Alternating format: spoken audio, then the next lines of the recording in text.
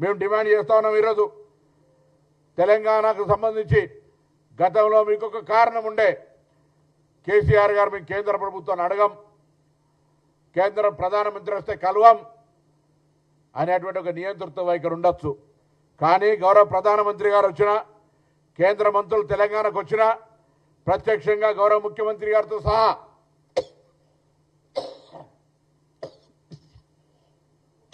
మంత్రులందరం అనేక సందర్భాల్లో వారిని కలవడం జరుగుతూ ఉంది. కానీ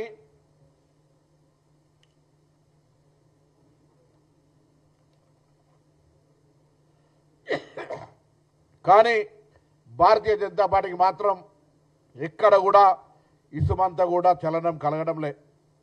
మేము అడుగుతున్నది ఏంటి, మా రాష్ట్రం నుంచి కడుతున్నటువంటి పన్నుల రూపంలో ఇస్తున్నటువంటి డబ్బు కానీ ఆదాయాన్ని కానీ మొత్తంగా తెలంగాణ అభివృద్ధి కొరకు ఖర్చు పడదు అని చెప్పడంలే.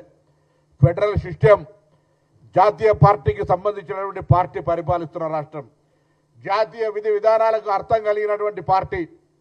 కానీ వివక్ష, నేను పక్క రాష్ట్రాలతో పోటీ కానీ పక్క రాష్ట్రాలకు ఇవ్వడాన్ని వ్యతిరేకించడం కానీ చేస్తలేను.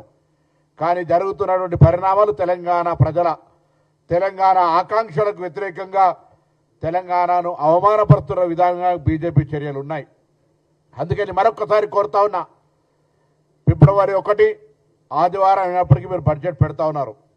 కానీ మరి ఆ ఆదివారం పౌర్ణమి కూడా అవుతా ఉంది. రేపు పొద్దున పౌర్ణమి తెలంగాణకు వెలుగునిస్తుందా, పౌర్ణమి తెలంగాణకు ఈ భారతీయ జనతా పార్టీ చీకటి చేస్తుందా, రేపటి బడ్జెట్లో తెలుస్తుంది. తప్పకుండా కోరుతా ఉన్నాం. ఇలా రాష్ట్రం నుంచి వచ్చే పన్నులకు సంబంధించి ఫెడరల్ సిస్టంలో ఎవ్రీ రైట్ తెలంగాణ ప్రభుత్వానికి ఉంది. తెలంగాణ అభివృద్ధికి సంబంధించి గతంలోకి మాదిరిగా కాకుండా మేము అడుగుతున్నటువంటి ప్రధానమంత్రి గారికి అనేకమైనటువంటి లిఖితపూర్వక అంశాలు ఇచ్చినప్పటికీ మరి ఈ అంశం లోపల ఎక్కడ కూడా చలనం, ఏదో ఒకటో అడపా ఇచ్చుకుంటున్నా పోతున్నటువంటి పరిస్థితి. అందుకని మరొక్కసారి కోరుతా ఉన్నా, తప్పకుండా గ్రామీణ ప్రాంతాలకు సంబంధించి కానీ పట్టణ ప్రాంతాలకు సంబంధించి కానీ అదేవిధంగా రైల్వే కనెక్టివిటీకి సంబంధించి కానీ నూతనంగా రైల్వే ఏర్పాట్లకు సంబంధించి కానీ కేంద్ర ప్రభుత్వం నుంచి ఏవేవైతే రావాలో, కేంద్ర ప్రభుత్వం నుంచి రాష్ట్రానికి రావాల్సినటువంటి మా ప్రతిపాదనలకు సంబంధించి తప్పకుండా కేంద్రం నిధులు ఇవ్వాల్సిందే. తెలంగాణ ప్రజల ఆకాంక్ష ఇది. వివక్షకు గురవుతున్నటువంటి ఒక ఆవేదనతో ఉన్న తెలంగాణ ప్రజలకు ఈ బడ్జెట్లోనైనా అటువంటి ఆవేదనను తొలగిస్తారని ఆకాంక్షిస్తా ఉన్నాం. భారతీయ జనతా పార్టీ నుంచి గెలిచిన ఎంపీలారా, మీ గొంతును విప్పండి. తమిళనాడు మాదిరిగా రాష్ట్ర రాజకీయాల్లో ఎన్ని అంశాలున్నా అంతర్గతంగా పోరాటం చేసుకుంటారు. కానీ ఢిల్లీకి వెళ్ళాల్సి వచ్చినాడు అందరూ కూడా ఐక్యంగా ఆ రాష్ట్ర ప్రయోజనాల కోసం పోరాడేటువంటి సంస్కృతి సంప్రదాయం అక్కడ ఉంది. నేను తెలంగాణ భారతీయ జనతా పార్టీ నాయకత్వాన్ని, కాంగ్రెస్ పార్టీ నుంచి గెలిచిన ఎంపీలందరూ కూడా ఇప్పటికే మీ సహకారాన్ని అడుగుతా ఉన్నారు.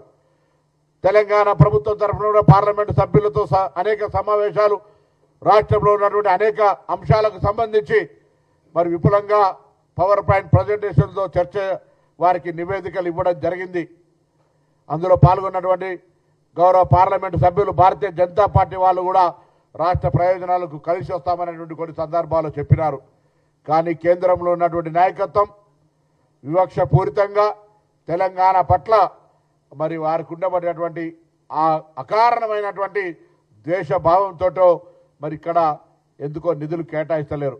కాబట్టి మరొక్కసారి పెండింగ్ ప్రాజెక్టులకు, ఆన్గోయింగ్ ప్రాజెక్టులకు, న్యూలీ ప్రపోజ్డ్ ప్రాజెక్టులకు, ఇరిగేషన్కి సంబంధించి కానీ లేదా మరి రైతాంగానికి సంబంధించి కానీ, ఎడ్యుకేషన్ ఇన్స్టిట్యూషన్ సంబంధించి కానీ అన్ని రకాలుగా కేంద్రము తెలంగాణ ఈ దేశంలో అంతర్భాగమైనటువంటి ఒక ప్రోగ్రెసివ్ రాష్ట్రము. దీనికి అన్ని రకాలుగా ఈ రాష్ట్రం 2047 విజన్ పెట్టుకొని ముందుకు పోతున్నప్పుడు దానికి అనుగుణంగా కేంద్రము సహకరించాల్సిన అవసరం ఉంది. అది భారత్ ఫ్యూచర్ సిటీ కావచ్చు లేదా ఇంకొకటి కావచ్చు, అన్ని రకాలుగా రాష్ట్ర ఆలోచనలకు అనుగుణంగా కేంద్రం సహకరించాలని సందర్భంగా కోరుతా ఉన్నాం. Subscribe us and press the bell icon for more interesting updates.